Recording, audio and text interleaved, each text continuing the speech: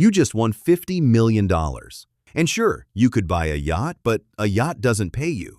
You'd be covering fuel, crew, and dock fees every month just to own it. 50 million is different from 1 million. 1 million buys you a business. 50 million buys you a building where hundreds of strangers hand you money every single night to sleep inside it.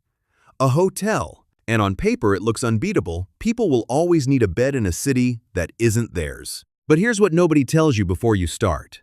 Most new hotels lose money for their first 2 to 3 years. Some of the most famous hotels in the world went bankrupt at least once. And the mistakes that kill them get made before construction even starts. In the next 12 minutes, you're going to make every one of those decisions yourself. The land, the loan, the name on the sign. And you're going to see exactly where the traps are. Some of what's coming genuinely sounds made up. All of it is real. Let's spend the 50 million. First decision. Buy an existing hotel or build a new one. Buying sounds smart. A running hotel comes with staff, bookings, and years of financial records, and banks lend easily against records, so you'd only put down a piece and finance the rest. A lot of hotel fortunes started exactly there, buying rundown properties cheap and fixing them up. But buying means inheriting. Old rooms, old plumbing, and bad reviews that stay attached to the address online, long after the owner changes. And there's a trap inside branded hotels that catches new buyers constantly. If the hotel carries a big brand name, the brand can legally force you to renovate.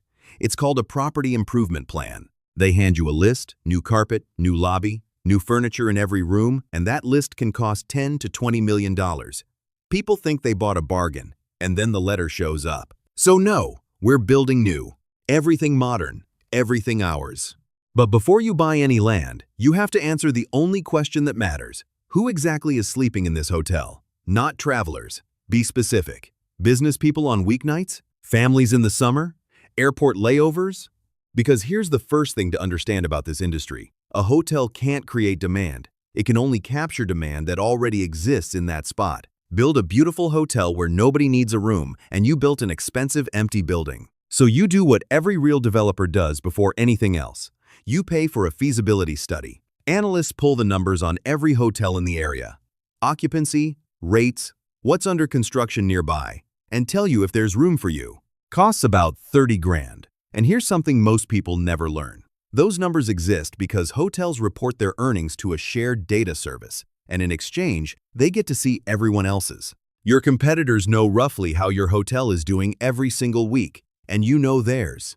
Entire markets run on this. 30 grand to know the answer, before you bet 50 million cheapest money you'll ever spend. The study comes back strong. Growing business district, a convention center, an airport 20 minutes out, and the nearby hotels run full at high rates. So you buy the land $3 million for a corner lot with highway visibility. And keep this in the back of your mind, because it decides how this whole story ends. A hotel is really two things stacked on top of each other.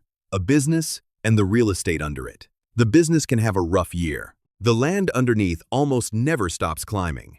Now the decision that shocks everyone. Whose name goes on the building? Your gut says your own name. Here's why your gut is about to cost you millions. When a stranger books a room in a city they've never been to, they are not buying a room. They're buying the certainty that the room won't be a disaster. The big hotel brands spent 50 years and billions of dollars building that certainty, and they will rent it to you. That's a franchise.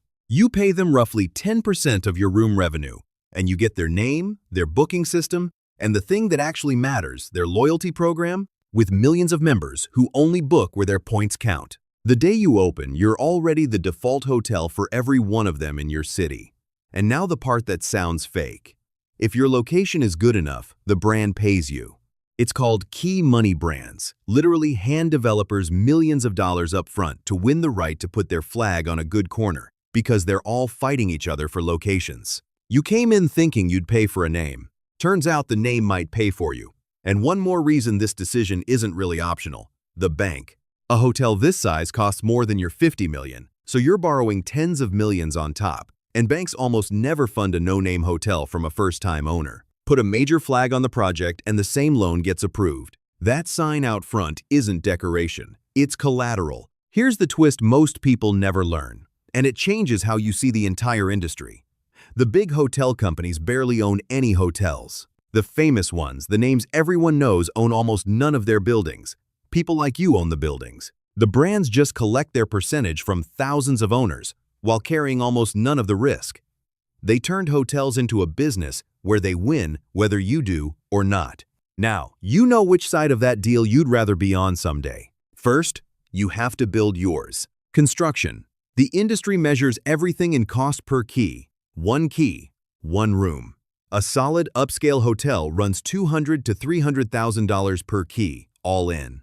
You're building 150 rooms, so that's $35 to $40 million before a single guest walks in. And hotel construction hurts in a specific way because you're not building one building, you're building 150 bathrooms, 150 plumbing runs, electrical runs, climate systems, plus a commercial kitchen, a pool, elevators, an industrial laundry, and a lobby. And the lobby gets a strange amount of the budget on purpose.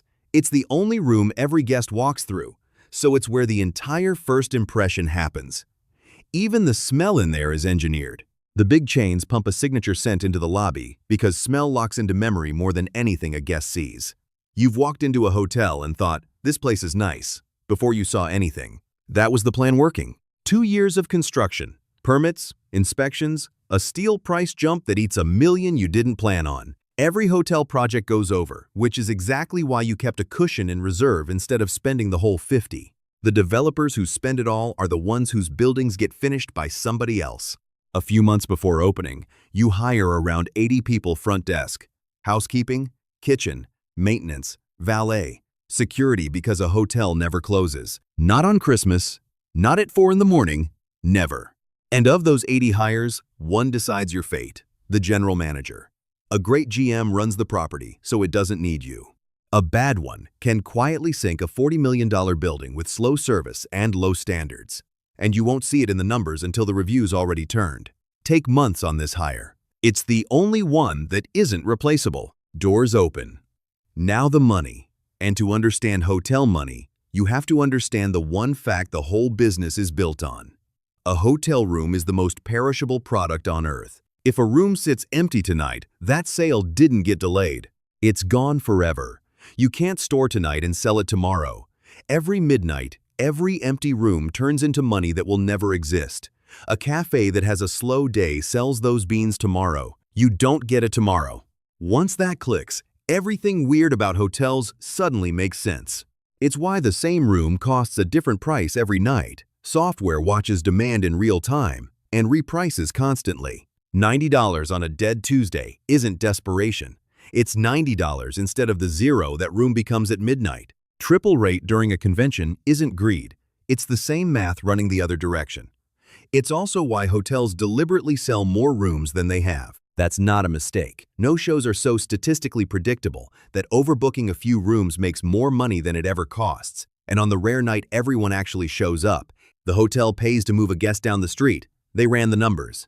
Getting it wrong occasionally is still profitable. And it's why the industry ignores the numbers you'd expect, not the room rate, not how full you are, and lives by one number that combines both. RevPAR, revenue per available room. All of last night's room money, divided across every room, including the empty ones. It's the honest score, because it catches both ways to fail, packed but cheap, or pricey but empty. When two hotel owners meet, that's the number they ask each other. Now, where do guests actually come from? Mostly the big booking sites, and those sites take 15 to 20% of every booking they send. On millions in room revenue, that cut is enormous, and you can't leave because that's where everyone searches. So you claw guests back one at a time, and now you finally understand why every hotel on the planet begs you to book direct and offers members a better rate and free Wi-Fi to do it. That perk is the hotel paying you a few dollars to keep 20% away from a website. Meanwhile, the real foundation of your revenue is something nobody makes videos about: sales contracts. You put a salesperson on the road to every big employer and event planner in the area and lock in corporate rates guaranteed room nights, all year at a fixed price. Those contracts fill the bottom of the building every week, and the pricing software squeezes maximum dollars out of whatever's left. Boring wins. So revenue's flowing. 150 rooms at solid rates, plus the restaurant, the bar, the parking, and by the way, that parking lot might quietly be the best business on the property. $30 a night to have a car sit on concrete you already own. Rich yet? Not yet. Because a hotel spends money 24 hours a day. 80 paychecks labor alone eats around a third of everything you make. Power and water on a scale that's hard to picture. Hundreds of showers a day. Laundry machines running from morning to night. Air conditioning across the entire building.